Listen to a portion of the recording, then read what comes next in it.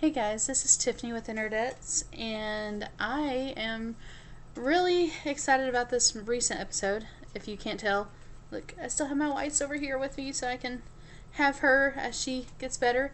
But yeah, this is Volume 5, Chapter 13, called Downfall. So she's awake. She's awake. Weiss is awake. Look, that's Weiss. And, she's come to. Jaune's, healed her, and he explains his semblance. Like, he doesn't even realize it's his semblance. Like, what else could it be? It didn't just kind of manifest out of nowhere. So, but yeah, so he slowly starts to realize that this is his semblance. And instead of, like, healing, it's more of his aura is amplifying hers. And, I mean, that explains why he has so much of his aura. Like Pyrrha told him before, he has a lot. Probably more than most. So, I mean, that explains why, is because it's designed to amplify others. So, and it apparently manifests itself also in a way to kind of heal and, reanimate in a way. So, Ren, unfortunately, gets hurt by Hazel because him and Nora are kind of joining Oz to fight Hazel. And, of course, Hazel, being a lightning elemental now, is obviously helping Nora. And as we see when Oz and Nora are fighting him, she just freaking busts him through the wall. Like, she just takes her hammer and just busts the heck out of him, and he just plows right through the wall, as only Nora can, because she may be a goofball, but when she gets serious, she's a badass. So, then, of course, Blake finally shows up, and we've only seen her like this whole chapter and volume and everything in Menagerie, and now she's here. And of course, as we know, the Faunus have been setting up demolitions led by Adam, and she shows up and basically tells Adam he needs to stand down now. He's like, "What do you think you're going to do about it? You can't take us out." And she's like, "No, not by myself."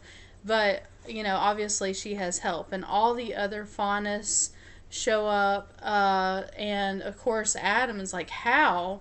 And a lot of his followers recognize their family and friends and people that they know. And, they kind of start standing down a little bit, too, because it's that realization that, if I fight, I'll have to fight my family and brother and sister, mother, father, and the Mistral police show up and everything. Well, of course, Adam still is like, he's ordering his people or his followers to still fight, and fight their, brethren. So it's kind of, I mean, this should really be a wake-up call, if it wasn't enough already, to the people that are following him, that this is not about the Faunus anymore.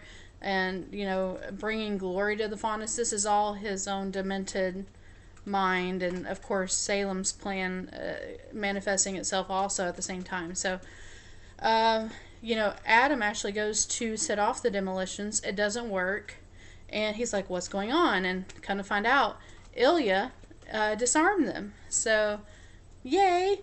And then so Hazel is getting up, and all of a sudden, like, Weiss, you can see her like working on her own semblance. And we've only seen it so far manifest itself in her, like, knight that she creates. That this warrior that, like, takes care of her. This armored, kind of like, almost like a robotic armored, denizen. But now she is, we can see she can manifest it as other things. So she manifests it into a rapier wasp, like we've seen this before as a Grimm whenever it tried to attack her when she was leaving her family home.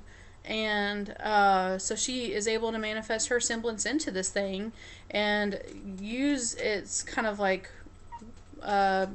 stinger tail to wrap around Hazel and yank him inside the building to, like, take him out, basically. So here's what we've been waiting for the past, like, few episodes. Finally, Cinder and Raven face off, and it is freaking epic. They're fighting against each other, and If you hear squeaking, it's my dachshund, so I apologize. But yeah, so Raven and Cinder face off, maiden versus maiden, and holy hell, it is epic. Like, you know, Cinder's still trying to get control of her powers, whereas Raven, who knows how long she's had to hone her skill and her power and learn how to use it and control it.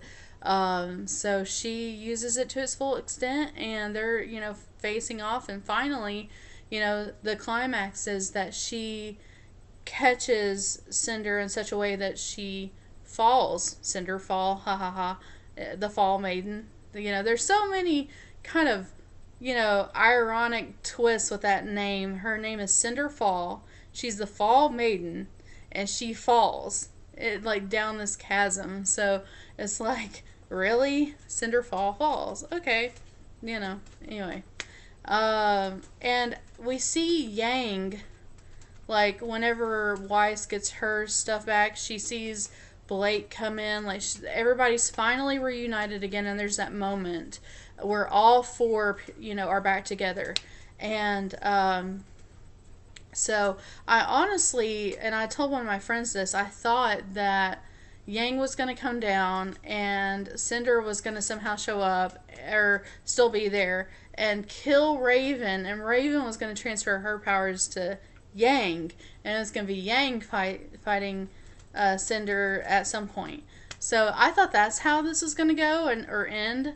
And as we, you know, see, like, oh, and Cinder, we find out, like, I wondered how she got that arm. Well, apparently she's kind of, like, taken out her own arm and put in a Grimm arm. It's an actual Grimm, like, you know, I guess, I don't know what she could have gotten this from, but it is a Grimm arm that she's kind of put on her own body, like, to, I guess, amplify her powers, which is kind of creepy, but there you go. So Raven finally opens the vault, and it opens into, like, it's really cool how it opens. It, like, you know, it's almost like a puzzle piece, like a, you know, like a puzzle unlocking. And it opens, and we see, like, this desert and, like, these dunes and, like, these little, almost like stepping stones. And we see the relic, not very well, but you can kind of see it on, like, some sort of, like, pillar, I guess. And, like, as she is getting ready to go get the relic, you know, she kind of hears something land on the space behind her, and I thought it was Cinder coming back to, like, kill her and try to walk into the vault and take the relic herself. It's not. Yang has finally arrived, and who the hell knows what will happen. I still hold to the theory that Cinder's going to show up, Raven's going to save Yang from her killing her, and is going to give Yang her power to make her the maidens. What's more, I have the theory that by the end of all of RWBY, all four girls are going to be a maiden. Somehow. Like, I think Blake is going to get the Fall Maiden's power. I think RWBY is going to have the Summer Maiden. Summer Rose, her mom. I think she's going to get the Summer power. I think Yang is going to get the Spring Maidens from Raven, and I think Weiss is going to get the Winter Maiden. There you go. I'm calling it now. So, anyways, wow, this is going to be one hell of a volume. We're getting really close to the end. I don't even know how many more episodes are left, because this was 13. But it's only got maybe a couple, maybe a few more weeks to go, and that's it. And I guess maybe 15 or 16 episodes, and we're on 13, so this is going to get a lot really quick. We've already made it through quite a bit, and Jaune somewhat finally showed up. I mean, we've had so much happen, and just who knows what else is going to happen in this volume. But yeah, like I said, I think by the end of this, I don't think Cinder's going to go down anytime soon. I think that's going to be in the final battle between Salem and everybody that is there. The Faunus, you know, all the people from the school, Velvet probably is going to show up for it. Like, it's going to be a battle royale. And it's going to be Grimm, it's going to be Salem, and her, like, you know, cronies, including Cinder, versus all of them. So that's going to be pretty epic. And I'm really looking forward to it. So anyways, that's all for Volume 5, Chapter 13, Downfall. Check out our videos later. We're going to have a really cool unboxing here shortly. It's a SNES Super Fan Box from Culture Fly, I think it is. I'm going to unbox that for you guys. And tomorrow we're going to be doing unboxings with the rest of the Nerdettes, thank goodness. It's kind of hard for us all to get together because our schedules are so crazy. But I will be with Evie Galore and Jezebel Zuzu, and with Bella Sparkles, aka Erica, the other awesome Nerdette. And we're going to be unboxing, well, I hope Erica can make it. She may. If she can't, we'll be with Evie Galore and with Jezebel Zuzu. And we'll be unboxing Scotchbox.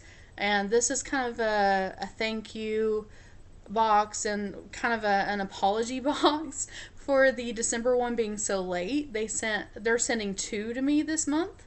So pretty epic. Extra snacks that we're gonna try for you guys, and we're gonna be unboxing the Legend of Zelda Culture Fly collector's box as well. So check that out. We'll be doing that on air, and hopefully you guys enjoy that.